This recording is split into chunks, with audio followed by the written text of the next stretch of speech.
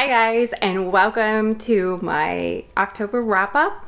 I kind of read a lot of easy reads in October, I noticed, but they were all books. I don't know if I finished a single audiobook because I usually read way more audio or listen to way more audiobooks than I read actual physical books lately.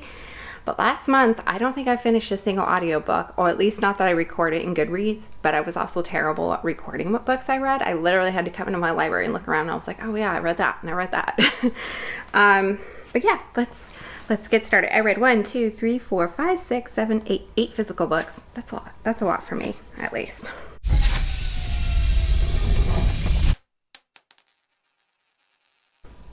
Let's start with the most exciting, not the most exciting, but an exciting one.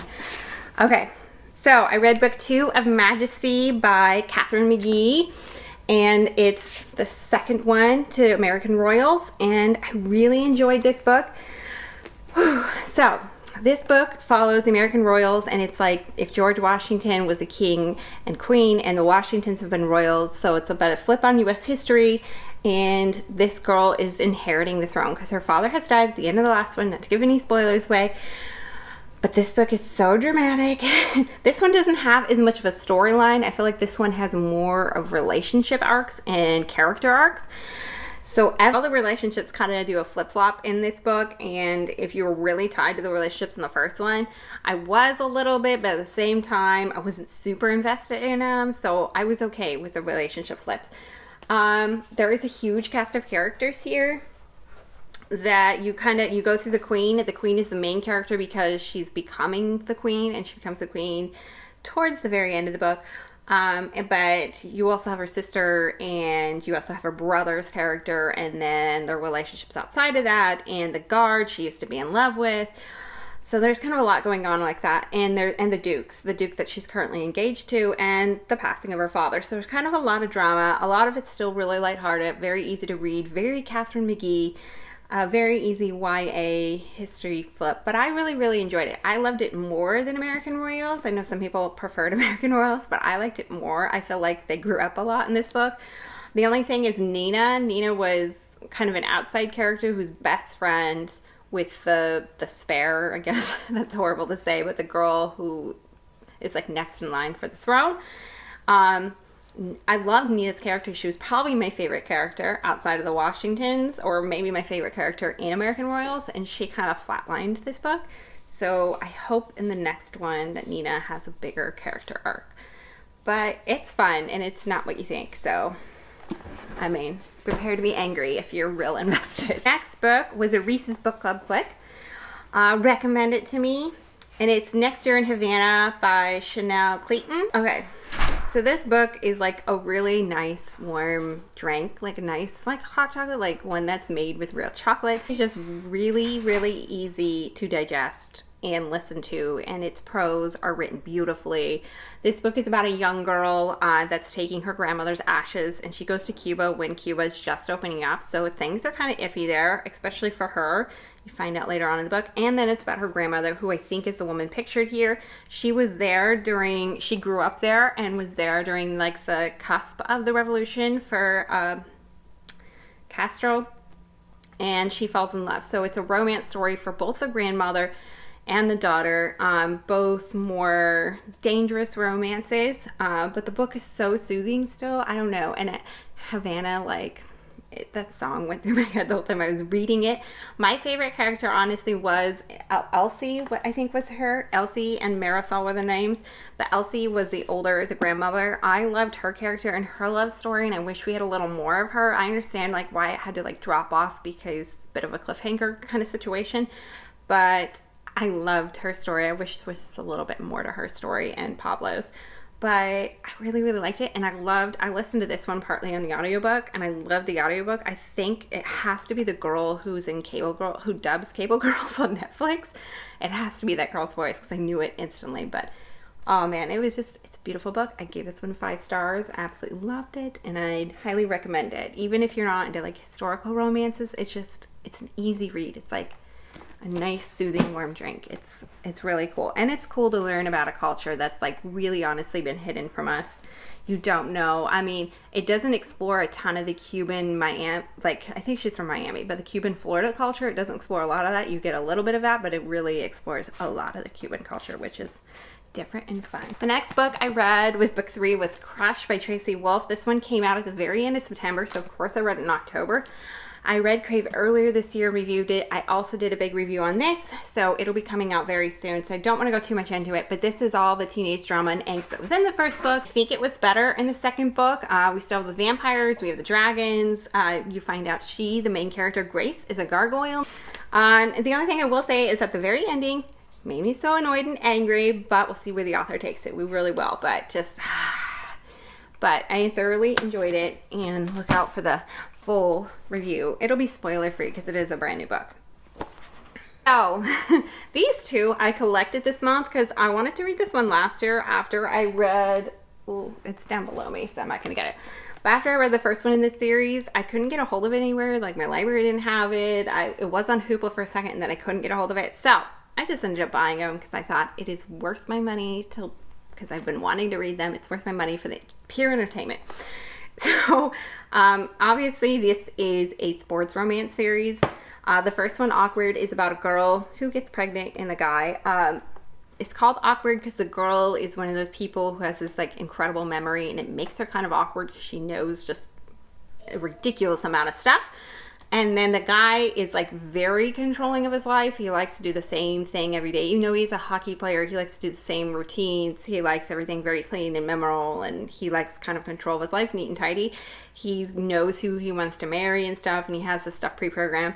This is a story about like lust at first sight, I guess, a little bit, but you don't, it is even in that insta-lust. It was just, they hooked up and she got pregnant.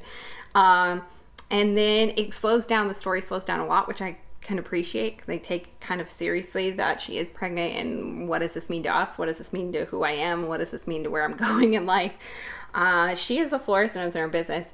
But yeah, I really did enjoy it. It is a slow one, but I liked it. I read pretty quickly still, and it was really fun. And it was a good little ice night novel. I don't remember the first one now because it's been 2 years, whether I liked it more, but I did really enjoy this one. This one, on the other hand, Loudmouth, is much tinier. It's a third. And then this guy found out he had a brother that he didn't know about. His dad was like one of those people that had like a separate family and didn't tell anybody.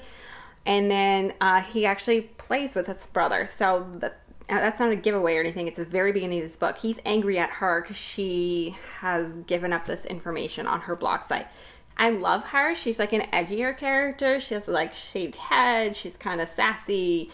She's been through a lot of turmoil. She used to be an alcoholic, and she's been clean for 6 years. And then obviously he's been through turmoil, but with both of them being there kind of low, I don't know. I thought the story would be edgier or snarkier or chip on their shoulder more, and they weren't. They were kind of more rational characters. And so I low graded this book, and in the middle it was kind of boring. It's a very short book, but the middle part was a little bit boring for me, and I'm not sure why because it's only 200 pages. So this book was much slower for me to read than the other one, which is like double the pages. And I'm not sure why. Maybe it was just like the way I thought the characters would be, and then the way they turned out. Just didn't love the storyline as much. Loudmouth came out in June 2020, so it did just come out. The next one just came out as well. I loved a few of Helena Hunting's books so far that I've read. This is Kiss My Cupcake, and this cover is just me in a nutshell. It's just utterly adorable. But she's so good at writing characters that are kind of normal, everyday characters, but not making them boring. If that's something.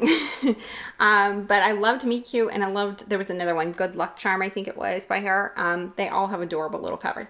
But this one is about a girl who is like a family who's like atrociously mean to her, but she's like wants to stand on her own. They have a food empire, and she wants to start this like bakery and booze little empire herself. He's taking over like a family business. He wants to be a brewer, but he takes over the family bar from his grandfather, and they are next door. And he starts to like play off of her stuff to get customers, and it starts a little bit of a war. hence the Kiss My Cupcake. And so it's a little bit of a hate to love trope, but I loved they're very family centric stories. So it's very based off what's going on in her personal life and his personal life.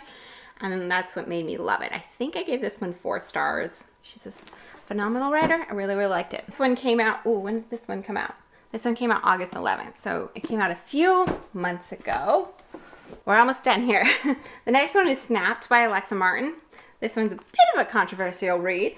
So she wrote 3 books in her sports romance series because she was an NFL life. So she wrote 3 books based on that. And I thought they were really fun. This one is completely different. This one is about, well, it's not completely different. It's sports romance story. This is about a girl who works as a PR for the Mustangs. And this is about a kid, and he's like supposedly like the first in the NFL league to kneel. So he kneels during the national anthem, hence the controversy here. And you don't know why for a lot of the story. So you know partly why a little bit here and there, you know, like kind of his motivations, but not his true motivation for about 90% of the story.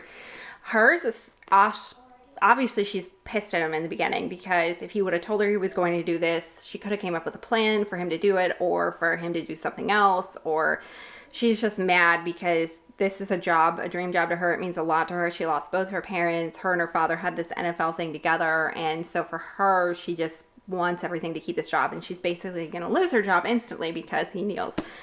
And so I know she said she didn't want to write a story about this, and then she took a while and she decided to write a story. It is not a Colin Kaepernick story at all. It's like a unique story all unto its own. But I loved the characters in the story, their family histories. I liked their arc in the story. I liked where they took it in the story.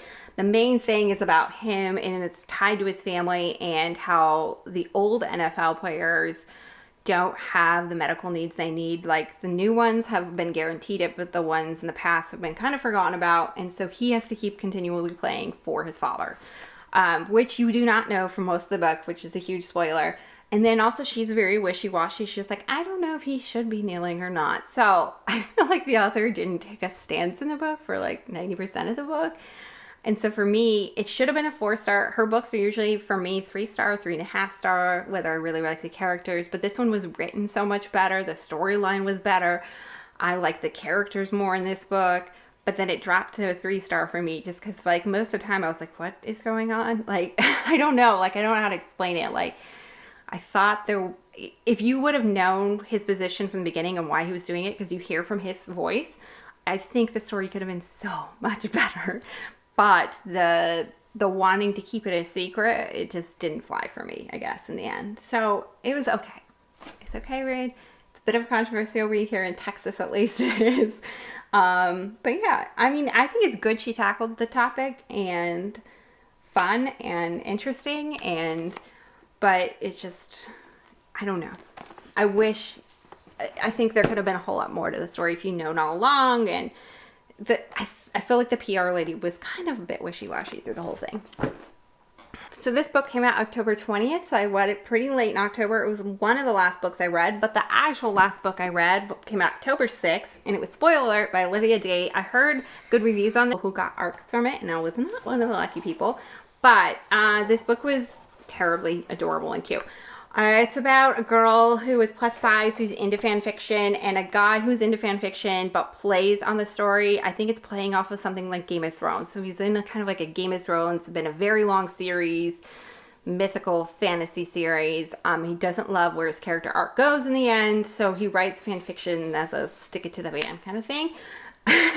But he doesn't want anybody to know that because he doesn't want to destroy his acting career. And then she is a geologist who just loves fan fiction and meets him. They become really good friends, but they don't know each other in real life. And then, you know, a happening starts to happen. People are mean to her because she's plus size on Twitter. So he takes her on a date. That's how they meet. It's like all at the very, very beginning. He takes her on a date. So I'm not giving anything away. So I loved this book. I didn't know that much about fan fiction, honestly. And I feel like I've read other books based on fan fiction that I didn't learn a lot about them. But this book, for whatever reason, I learned a ton about fan fiction. Or I feel like I know more about the fan fiction universe. and fiction universe, which was fun. It was a different road. I loved the characters, I loved the storyline, I loved the arc. And the arc of the characters, they were both growing up. There was not much growing up to do, but because they're both quite older. I think I saw this as YA at one point, and I'm like, these are older people. But I do like the ending.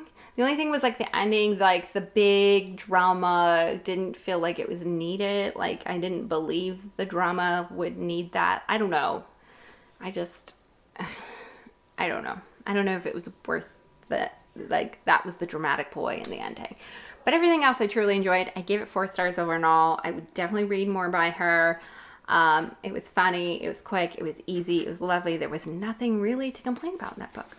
So those are all the books I read in October. It was not a spooky reads, but towards the end of October I got into them. And so I think all of my more darker thriller, mystery, fantasy reads hopefully will spill over into November. But I read some really, really good books. The Havana book was so good this month, and I loved American Royals. I loved this for adult reads. And I read some really good books this month, so I'm not mad about what I read in October. It just seemed more of like, seasonally, it seemed more of like an August TBR, maybe September. I will see you guys in the next one. See you guys next time. Bye.